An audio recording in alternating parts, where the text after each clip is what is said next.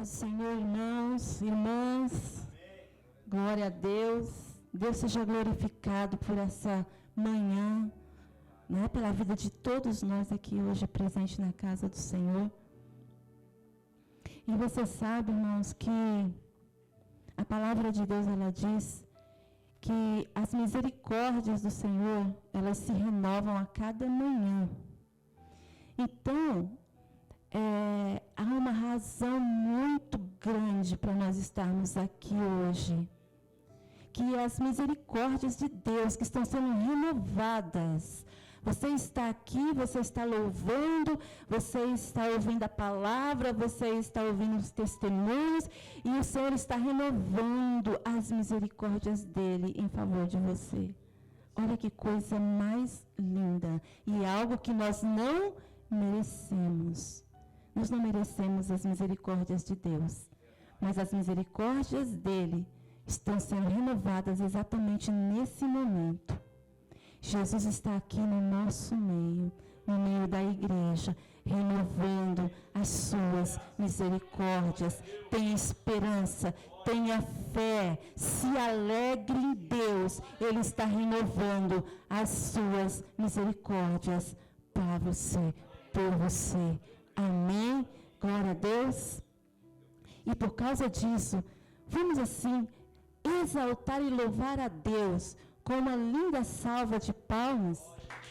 Glória a Deus. Obrigado, Jesus. Glória a Deus. Exaltado é o teu nome. Glória a Jesus. Aleluia. Deus maravilhoso. Aleluia, Jesus. Glória a Deus. Amém? Antes de você sentar, eu vou pedir para você abrir a palavra de Deus no Evangelho segundo escreveu Lucas.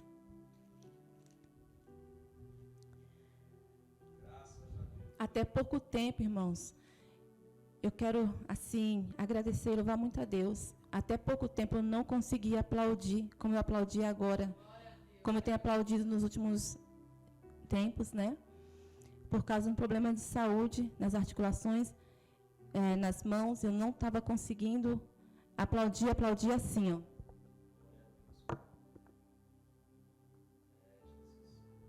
Só simulando o gesto, porque eu não conseguia ter força para aplaudir. E eu agradeço muito a Deus por essa bênção. E agradeço também as orações dos irmãos por mim. Amém? Glória a Deus. Então vamos à palavra de Deus que está lá em Lucas, capítulo de número 7.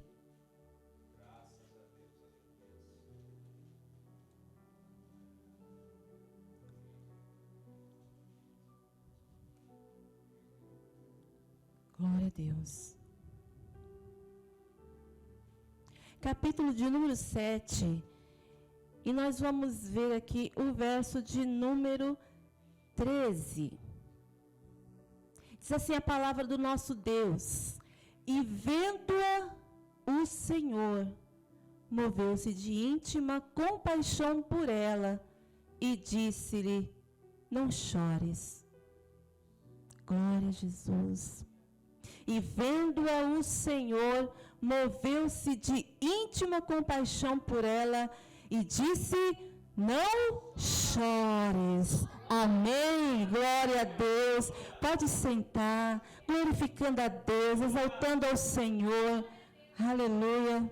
Louvado seja Deus. Coloque assim tua mão sobre o teu coração, fecha os teus olhos por um momento. Senhor amado e Deus eterno, as tuas misericórdias estão se renovando sobre nós nessa manhã, e nós te glorificamos por isso, Senhor.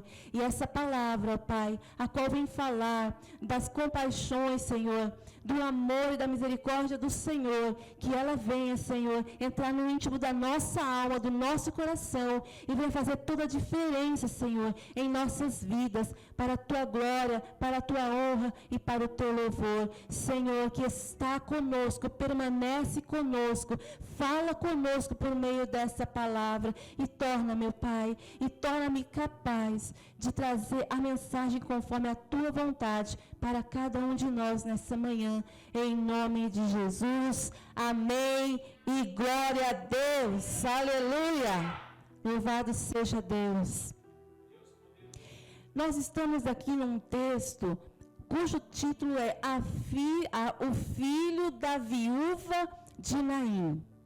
E esse texto aqui, ele se dá do verso 11 até o 17. Nós lemos o 13. E está aqui no Evangelho segundo escreveu Lucas. E quem foi o apóstolo, ou melhor, quem foi o evangelista Lucas? Lucas, ele foi um médico e ele foi um companheiro muito próximo do apóstolo Paulo, tá? Então, assim, o significado do nome de Lucas, eu achei muito interessante. Ele tem o significado de luz. O significado do nome Lucas significa luz, luminoso, iluminar. E ele foi instrumento de Deus, e ele foi luz de Deus, pelo Espírito Santo, compor esse evangelho. O evangelho, a gente fala 4 evangelhos, mas todos são um evangelho só, mas a forma dele se colocar aqui.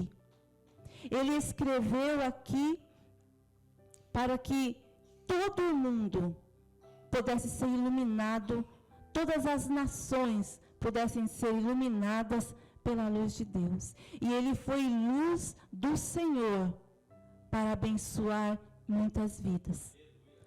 Ele era um homem, ele era um médico, ele era super estudioso, super dedicado, e ele se esforçou ao máximo para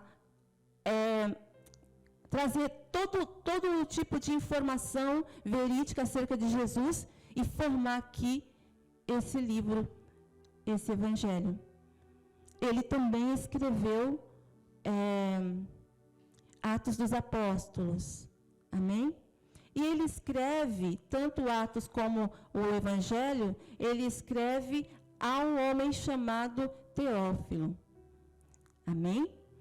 E aí, nós vamos ver também, que eu achei uma coisa muito, muito bonita, e tem a ver com até o significado do nome desse homem, que uma característica distinta do livro de Lucas é a referência que ele faz de Jesus como luz das nações.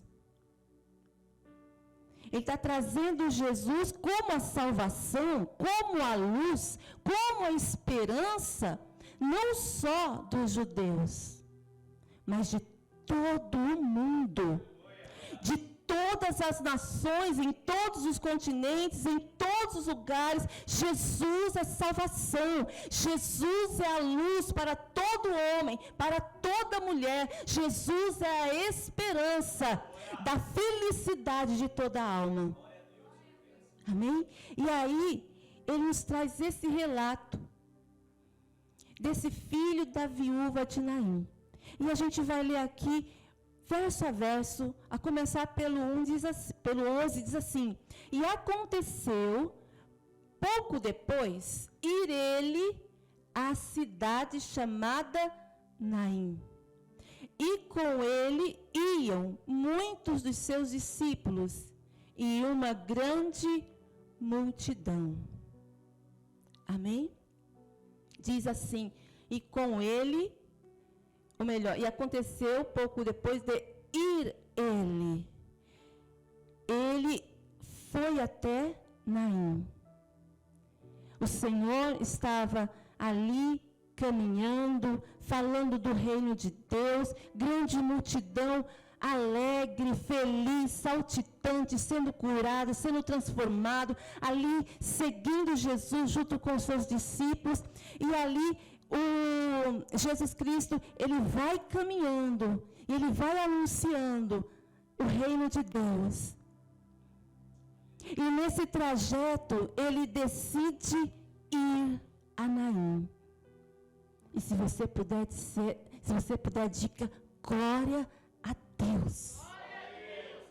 Ele decide ir a Naim. E ninguém fazia ideia.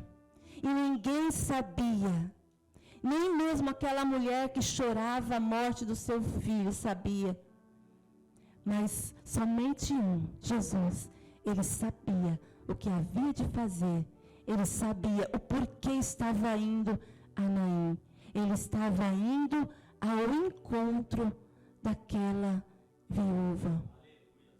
Jesus, ele está indo hoje ao encontro da sua vida. Mediante a tua batalha, irmão, mediante a tua luta, Jesus está indo ir ter com você. Jesus está indo até você. E isso me maravilhou muito. Porque a gente precisa, a gente fala assim, nossa, a gente tem que buscar a Deus, e a gente, mas aqui a gente vê algo diferente. Aonde a viúva, ela não chamou Jesus para resolver aquela situação. Não, Jesus foi a ela. Jesus está vindo até você, e eu não sei qual é a tua batalha, mas Ele está indo, sabe por quê? Porque nosso Jesus é misericordioso. E você vê desde o início desse culto, porque o pastor já abriu esse culto falando sobre misericórdia. E a misericórdia de Deus é tão linda. O amor de Deus, ele nos constrange. Que mesmo pecadores, mas ele usa de misericórdia. Mesmo estando nós aqui, falhos, porque nós não somos perfeitos, mas a misericórdia do Senhor está aqui, está garantida, está renovada para mim e para você. Agora imagine o quanto somos queridos, e isso nos leva a pensar o quanto devemos ser gratos a Deus e o quanto devemos amar a esse Deus. E se nós pararmos para pensar, é para estarmos de joelho dobrado e dizendo obrigado, Senhor, obrigado, Senhor, obrigado, Senhor. Mas aqui, voltando ao texto, diz que uma grande multidão. E como eu falei aqui, era uma multidão diferente. Era a multidão da alegria. Era a multidão do regozijo. Era a multidão que estava com o coração fervilhando de esperança. Eles sabiam que o tempo da escuridão, o tempo da perdição havia passado. Jesus era a esperança para eles, em todos os sentidos e em tudo que eles precisavam.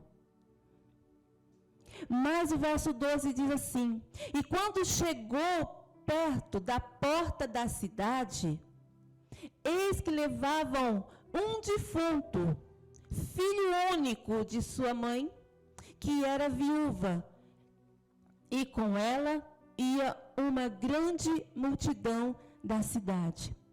Aqui a gente já se depara com uma outra multidão.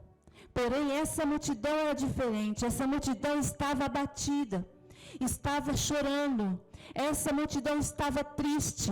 Essa multidão havia sido vencida pela morte. Não havia esperança no meio dessa multidão. Tudo que havia no meio dessa multidão era lágrimas. E uma mulher chorando seu filho. E essa mulher que um dia ela teve o seu sonho, ela teve suas expectativas, ali na sua juventude, de se casar, de ter a sua família, de ter os seus filhos, de ter o seu marido. Irmãos, na época de Jesus, nos tempos da Bíblia, tudo, o máximo que uma mulher podia sonhar era isso. Porque a mulher não tinha direito a muita coisa. Então, ali, o que a mulher ela tinha, que ela tinha o direito de sonhar, de esperar, de querer, era ter um esposo, ter filhos, ter netos, ter uma família. E essa mulher, ela conseguiu. Ela casou-se e ela tinha o seu esposo.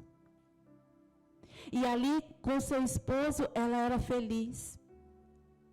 E para completar essa felicidade, veio um filho. E aquela mulher, ela estava, creio eu, muito satisfeita, muito feliz, porque ela casou-se. Ela realizou o seu sonho, ela tinha sua família, ela tinha o seu filho. Mas a palavra do Senhor, ela vai dizer que esse marido, ele veio a falecer. Então a morte entrou na casa daquela mulher primeira vez. E a morte entrou na casa daquela mulher e trouxe a tristeza, a escuridão, a angústia. E parte dos planos e dos sonhos daquela mulher foram anulados. Seu esposo estava morto. E ela teve que sepultar o seu esposo. E acredito eu que grande multidão também foi com ela sepultar o esposo dela. E o tempo passou.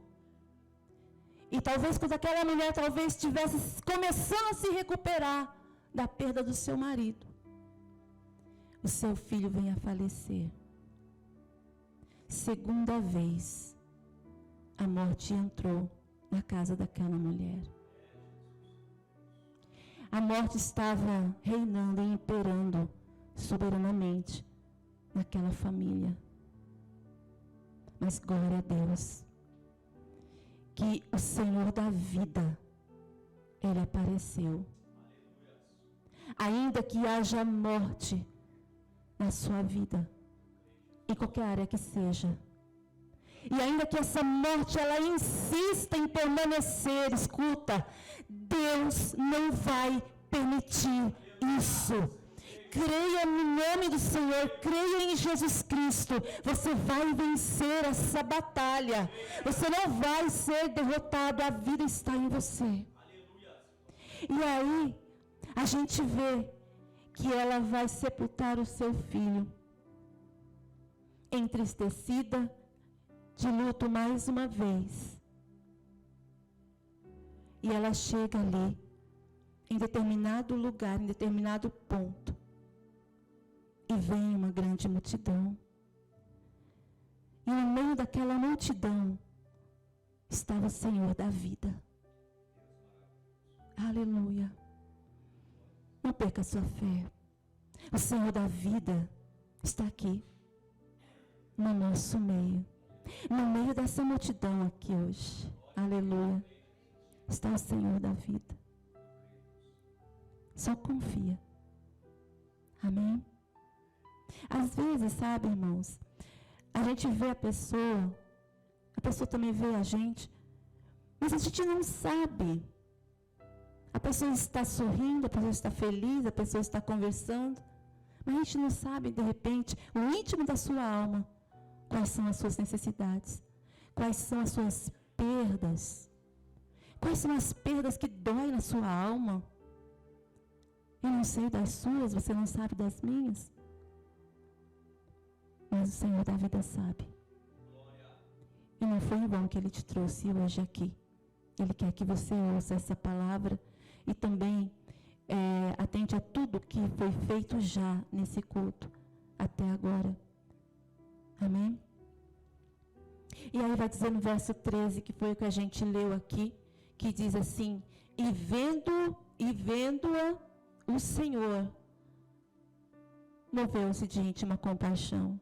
E naquele momento em que as multidões se encontraram e que estavam ali carregando aquele esquife e que as pessoas pranteavam e choravam, pessoas vinham rindo, se alegrando e se aproximando, e no meio vinha o Senhor Jesus Cristo, e Ele então, aquele que tem o poder sobre a morte, olhou aquela situação.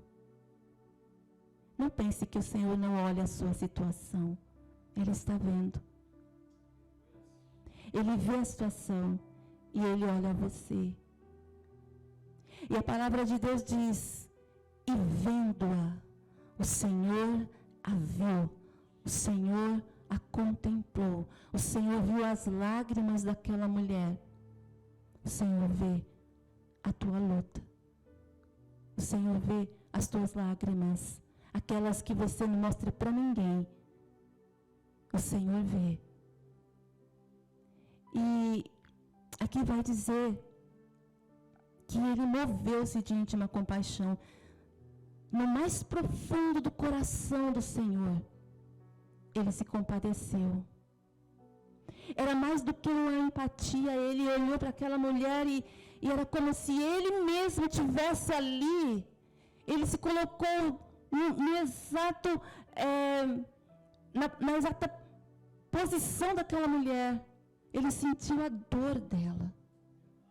Às vezes a gente até dá uma palavra de esperança para alguém, mas a gente não consegue sentir a dor que aquela pessoa, ou entender a dor que aquela pessoa está sentindo. A gente sente por ela, mas não consegue sentir exatamente como ela está sentindo.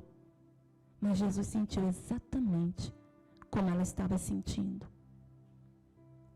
E o Senhor viu que ela vinha sofrendo perdas. E o Senhor viu que a morte estava imperando sobre aquela vida, sobre aquela família. Mas agora era tempo da morte ser expulsa daquela família. Agora era tempo de reinar a vida, de reinar a esperança, a alegria. Agora era tempo naquela família de reinar o Senhor Jesus. Ele move-se de íntima compaixão por ela. E ele vai dizer assim: não chores. E eu imagino ele, naquele momento, olhando nos olhos daquela mulher. E aquela mulher olhando nos olhos de Jesus, talvez sem entender muita coisa. Mas quem sabe se olhando Jesus naquele momento, o coração dela não ardeu, não soprou ali uma esperança, uma fé. E eu olhei naqueles olhos. A palavra de Deus, ela diz: olhai para mim e sereis salvos. Ele olhou para ela e ele disse assim: não chore. E ele disse: não chore. E muitos podiam pensar: o que ele está falando? Como é que ela não vai chorar? Talvez outros podiam pensar assim: ele está consolando ela. Uma palavra de consolo. Porque quando você vê alguém chorando copiosamente, triste, sofrendo uma perda, você vai falar para ela: não chora. Porque o seu coração está naquele afã de consolar aquela pessoa. Mas Jesus não estava ali para consolar simplesmente, meramente. Quando Jesus disse: não chores, ele não estava dizendo só para consolar aquela mulher. Ele está dizendo: não chores, como quem diz: não chore porque eu sei o que eu vou fazer. Não chores porque eu sei porque vim até aqui. Não chores porque eu vi a sua perda, eu vi a sua dor. Não chores porque eu tenho poder. E quando eu escrevi aqui algumas coisas que a gente faz no nosso rascunho, né?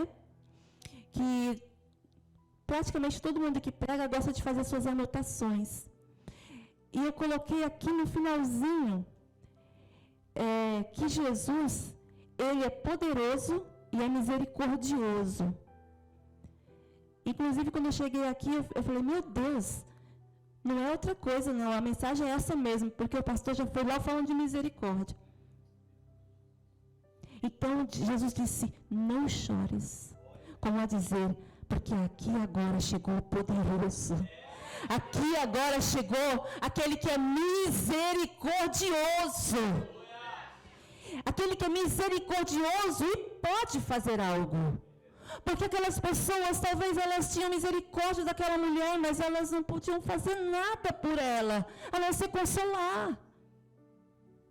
E mediante a luta e a batalha que você está passando, talvez as pessoas podem até ter misericórdia e até te consolar. Mas só que elas não podem fazer, elas não podem estancar a dor dessa situação. Elas não podem transformar essa situação. Você compreende isso? E a palavra de Deus vai dizer aqui: Verso 14. Chegando-se, tocou o esquife, e os que o levavam pararam, e disse: jovem, a ti te digo, levanta-te. Jesus então, ao falar para aquela mulher, não chores, ele então chega onde está aquele esquife, e ele, ali naquele momento, ele fala: jovem, levante-se. O Deus que é o Senhor da vida, o Deus que é poderoso para vencer a morte, estava agora declarando: morte, aonde é que está o seu aguilhão? Aonde é que está a sua força? Me mostra, eu quero ver agora. Menino, levanta agora. E ele levantou. E a multidão se espantou. Irmãos, isso não é comum, não é normal, nem nos tempos de Jesus, nem hoje, nem nunca. Você está ali, num velório, e o defunto levantar do caixão e começar a falar. Isso não é normal. Assim como qualquer um hoje se espantaria, aquele tempo também, naquele dia, naquele momento, foi a mesma coisa. As pessoas se espantaram. O que é isso? Quem sabe alguém até não correu com medo, né? Mas ali naquele momento, a morte, contemplando a face de Jesus, sucumbiu. A morte foi morta pelo poder de Jesus e ela teve que sair. E ali aquele menino levantou, começou a falar. E aquela mãe se alegrou. Ou seja, aquilo que era perda, o Senhor fez restituir. As tuas perdas, escute isso, pode ser qual for, e pode ser difícil e até impossível humanamente falando, mas as tuas perdas, elas podem ser restituídas pelo Deus da vida, pelo Deus poderoso, pelo Deus misericordioso. Você crê? Levante a tua mão e diga glória a Deus, eu creio. Aleluia. Então ele diz: levanta-te. E continuando diz assim, 15, verso 15. E o defunto assentou-se e começou a falar. E nesse momento, a Bíblia vai dizer que Jesus entregou a sua mãe. Toma aqui o que é seu. Toma aqui. A morte não vai te causar mais tanta dor. Toma aqui de volta o que é teu. Então ali o Senhor entregou o jovem para aquela mãe. O Senhor, Ele tem bênçãos para entregar para você. Não pense que porque, de repente, essa situação, o que você está vivendo, algo que você está passando, não pense que isso é o fim, que acabou, que não há esperança, não. O Senhor, Ele entregou aquela mãe, aquele filho para a mãe. O Senhor, Ele vai entregar aquilo que complete a sua vida e que Ele sabe que você precisa e que Ele sabe que você está lutando, que você crê. E ainda que seja impossível aos olhos humanos, o Senhor vai operar na tua vida.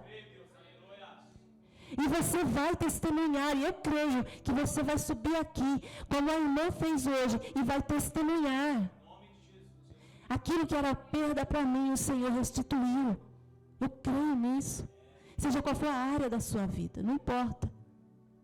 E aí a palavra do Senhor, ela continua dizendo assim no verso 16.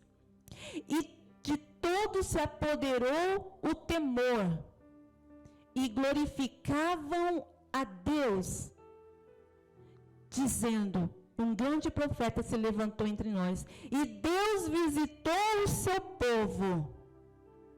Naquele momento, que as pessoas começaram a perceber que tudo aquilo era um milagre de Deus e que, na verdade, aquele que estava morto ressuscitou, algo impossível, improvável, que ninguém poderia conceber e entender, aconteceu, e as pessoas entenderam e perceberam que aquele menino, ele estava vivo, ele estava conversando, ele tinha sido restituído à sua mãe. As pessoas começaram a sentir um temor de Deus. E a palavra temor, ela significa um respeito, uma consideração. Se aquele povo, eles já tinham algum temor a Deus, o temor aumentou ainda mais. E eles tiveram um temor tão grande a Deus que começaram a glorificar a Deus. E você imagina o povo ali dando glória a Deus pelo milagre que aconteceu? E eles diziam, olha, um grande profeta se levantou aqui no nosso meio. Deus visitou o seu povo. Deus está aqui no nosso meio. E era verdade. Deus estava ali no meio deles, na pessoa de Jesus Cristo. E eles começaram a reconhecer a grandeza de Deus, o poder de Deus, e começaram a glorificar a Deus. E mediante a tua vitória, e mediante a tua bênção, e mediante a você perseverar também nisso, quando o Senhor me operar esse grande milagre, entregar essa grande vitória na tua mão, muitos vão te temer e de glorificar a Deus e falar, verdadeiramente Deus é na vida desse homem, é na vida dessa mulher. Olha o que Deus fez por ele, olha o que Deus fez por ela. E a palavra de Deus diz ainda no verso 17, que correu dele a fama por toda a Judéia e por toda a circunvizinhança. Ou seja, aquele fato, aquele grande milagre, não ficou ali, naquele local. Não. Ele se expandiu, se espalhou. E foi longe, viu, irmãos? Foi até a Judéia, que, diga de passagem, não era tão perto. Foi por toda a região, por todos os lados. As pessoas começaram a ouvir falar desse grande milagre e a crerem em Jesus Cristo. E assim, muitos hão de ver a tua bênção, o teu milagre, a tua vitória, e hão de glorificar a Deus. Não só aqui, mas em muitos lugares. Amém? Então, assim, eu quero que você e eu, nós venhamos entender que o Senhor, Ele é poderoso e Ele é misericordioso. Naquele tempo, e Ele é hoje. E Ele é amanhã, e Ele vai ser sempre. Jesus, Ele trouxe esperança e salvação para aquela família. O Senhor traz hoje esperança e salvação para você, para a tua vida. O Senhor venceu a morte naquele tempo. Ele vence a morte hoje. Quer seja a morte de uma enfermidade, a morte de uma questão financeira, a morte de uma questão espiritual, emocional, não importa. O Senhor diz na sua palavra que Ele é poderoso e Ele é misericordioso e Ele traz essa bênção, essa vitória para você. E para encerrar, eu gostaria apenas de ler 2 versos que está em Isaías, capítulo de número 9. O Deus Salvador, com esse gesto de ressuscitar aquele jovem, o Senhor estava dizendo que Ele tinha poder sobre a morte, e Ele tinha poder de resgatar uma alma do pecado, da morte. Amém? E aqui, em Isaías, no capítulo de número 9,